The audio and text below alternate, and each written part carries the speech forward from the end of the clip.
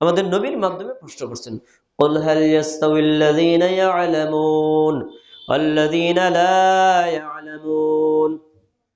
নবী তুমি বলো, মানে সাহাবীদেরকে জিজ্ঞেস করো, লোকদেরকে জিজ্ঞেস করো, তোমার উম্মতদেরকে জিজ্ঞেস করো, যারা জানে আর যারা জানে না উভয় দল কি সমান হতে পারে? আল্লাহর প্রশ্ন। আল্লাহ পৃথিবীর মানুষকে দুই ভাগে ভাগ করছেন, যারা জানে, জ্ঞানী, বুদ্ধিমান, বিচক্ষণ, জ্ঞান চর্চা করে, এরা একটা ক্যাটাগরির লোক। আর এক শ্রেণীর মানুষ আছে অন্ধ অনুসরণ করে, তারা জানে না, বোঝে না, বুঝতেও চেষ্টা করে না, এটা আর এক ক্যাটাগরির লোক। এই উভয় শ্রেণীর মানুষ কি সমান হতে পারে? প্রশ্ন আল্লাহর। উত্তর দিলেন আপনারা না, আপনারা দিয়েছেন না, আর উত্তর নাই হবে। এই উভয় দল কখনো সমান হতে পারে না। এবার পাল্টা নিজেকে প্রশ্ন করেন, তাহলে উত্তম দল কারা? যারা জানে। অধম দল কারা? যারা জানে না। এখন আপনি সিদ্ধান্ত নেবেন, আপনি কি অধম দলের মধ্যে থাকবেন না উত্তম দলের মধ্যে থাকবে? আপনি কি জানা ব্যক্তিদের মধ্যে থাকবেন, নাকি আপনি অন্ধভাবে যারা মেনে চলে, না বুঝে যারা মেনে চলে তাদের দলে থাকবেন? এই সিদ্ধান্ত আপনি নেবেন, কারণ স্বীকার তো আপনি নিজেই করলেন উভয় দল সমান না। তো যেই দল উত্তম সে দলে যাওয়া দরকার না। আল্লাহ পরে বলছেন, ইন্নামা ইয়াতাযাক্কারু উলুল আলবাব, যারা জ্ঞানী, যারা বুদ্ধিমান।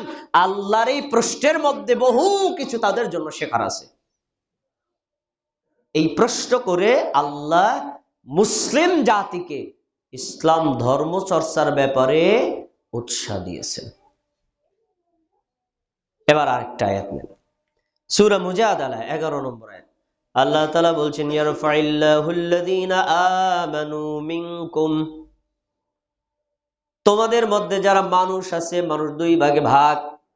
এক শ্রেণীর মানুষ হলো বেঈমান, আর এক শ্রেণীর মানুষ হলো ঈমানদার। কাফের, মুশরিক, মুনাফিক এরা হলো এক ক্যাটাগরির, নাস্তিক এরা হলো এক ক্যাটাগরির, আর যারা মুমিন, যারা মুসলিম তারা অন্য ক্যাটাগরির। এই দুই ক্যাটাগরি, দুই শ্রেণীর মানুষ কি সমান না মর্যাদাগত পার্থক্য আছে? নাস্তিকের চাইতে, মুনাফিকের চাইতে, মুশরিকের চাইতে, কাফেরের চাইতে আল্লাহর কাছে, ইসলামের কাছে মুমিনদের মান মর্যাদা বেশি। আল্লাহ বলছেন, ইয়ারফাইল্লাহুল্লাযীনা আমানু মিনকুম, তোমাদের মধ্যে যারা বেঈমান, বেঈমানদের চাইতে আল্লাহ ঈমানদারদের মর্যাদা বাড়ায় দিয়েছেন। তাহলে একটা প্রথম ডিভাইডেশন পেলাম, মানুষ দুই প্রকার, ঈমানদার আর বেঈমান। কারা উত্তম? ঈমানদার। এবার ঈমানদারদের মধ্যে আবার আল্লাহ দুই ভাগে ভাগ করছে, ওয়াল্লাযীনা উতুল ইলমা দারাজাতিন। এই মুমিনদের মধ্যে, ঈমানদারদের মধ্যে যারা জ্ঞান অর্জন করে, কোরআন পড়ে, হাদিস পড়ে, আকীদা পড়ে, ঈমান ইসলাম সম্পর্কে জানে, ইসলাম সম্পর্কে বোঝে, ইসলাম সম্পর্কে যে জ্ঞান চর্চা করে, সে আলেম হোক আর সাধারণ লোক হোক, এই ব্যক্তির মর্যাদা অন্যান্য ঈমানদারদের চাইতে অনেক অনেক ধাপ বেশি। সুবহানাল্লাহ। এখানে শব্দটা আল্লাহ ব্যবহার করেছেন দারাজাতিন, বহু বচন। তার মানে অজ্ঞ, মূর্খ এই লোকের চাইতে যে লোকটা বুঝে শুনে ইসলাম ধর্ম পালন করে, তার মর্যাদা, মান আল্লাহ বহু গুণে বাড়ায় দিয়েছেন। তাহলে বোঝা যাচ্ছে জ্ঞান চর্চা, ইলম চর্চা, ইসলাম সম্পর্কে জানা বোঝা, এটা ইসলামী শরীয়তে গুরুত্ব কম না বেশি? বহু বেশি।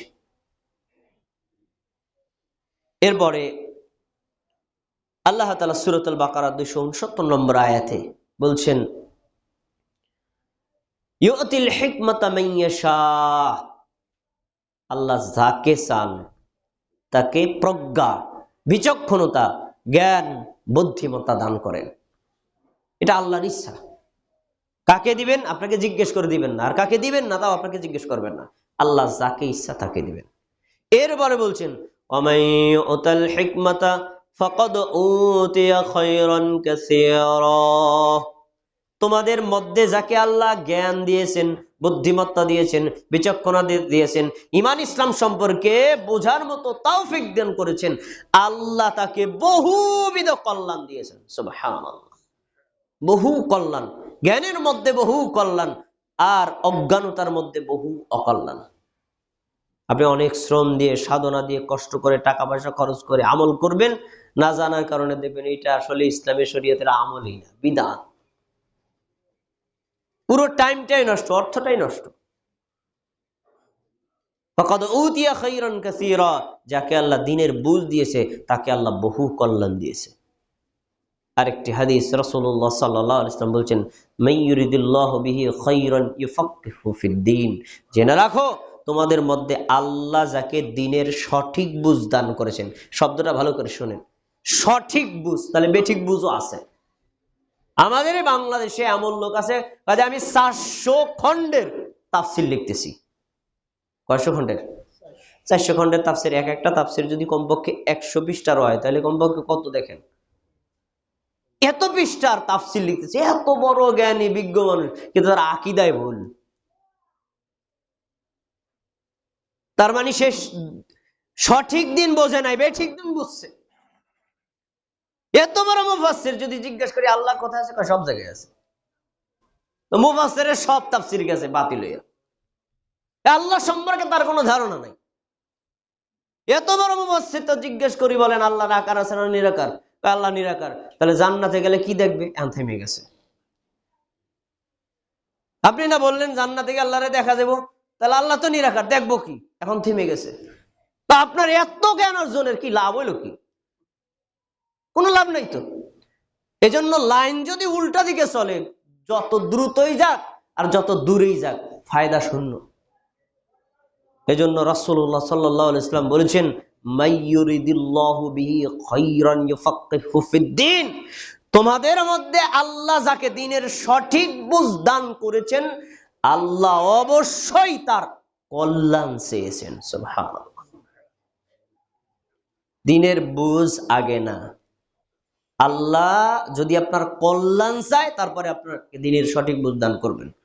আর কল্যাণ না চাইলে সঠিক বুঝ দান করবেন। এই জন্য বহু মুফতি ভ্রান্ত দলে আছে, বহু মুফাসসির ভ্রান্ত দলের মধ্যে আছে, বহু বড় আল্লামাতুদ্দার, তার মানহাজে শুদ্ধ না, আকীদাও শুদ্ধ না।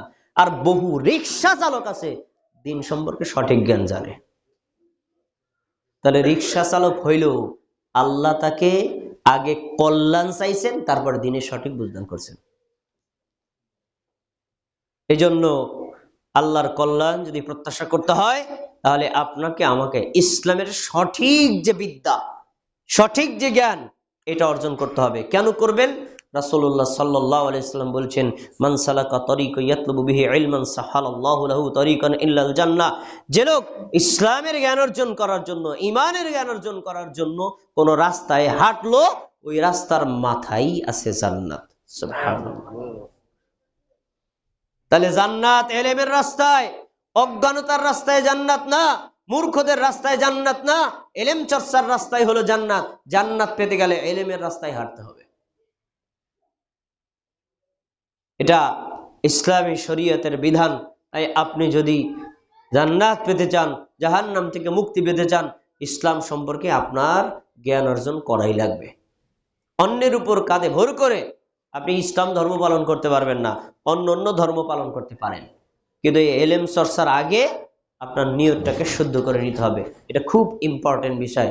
আমি এলেম চর্চা করবো অমুক মুফতির সাথে তর্ক করার জন্য, লাভ নেই। আমি এলেম চর্চা করব, বলবে মানুষ এই যুগের আল্লামাতুদ্দার, এই যুগের ডাক্তার জাকির নায়েক, এই সকল মানুষের প্রশংসা নেওয়ার জন্য এলেম অর্জন করা যাবে না। করতে হবে আল্লাহর সন্তুষ্টির জন্য।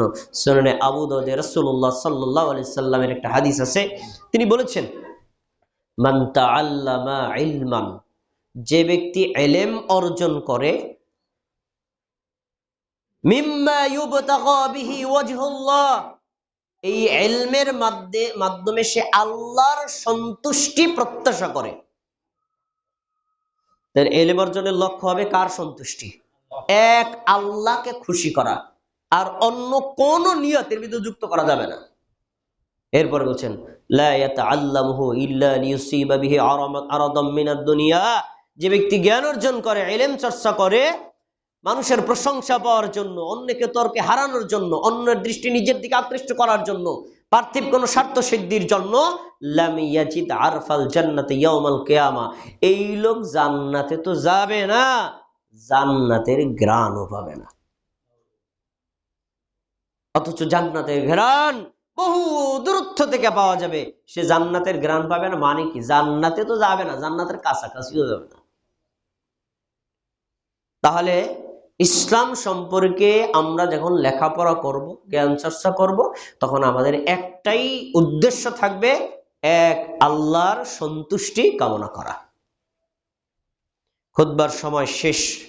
এখন প্রশ্ন, আমরা কোন কোন বিষয়ে জ্ঞান অর্জন করব? শিরোনামটা বলে দিচ্ছি, ব্যাখ্যা বলার সময় নেই, খেয়াল করে শুনুন। আমরা মুমিন না, আমরা মুসলিম না, আমাদের প্রথম জ্ঞান অর্জন করতে হবে কোরআনের।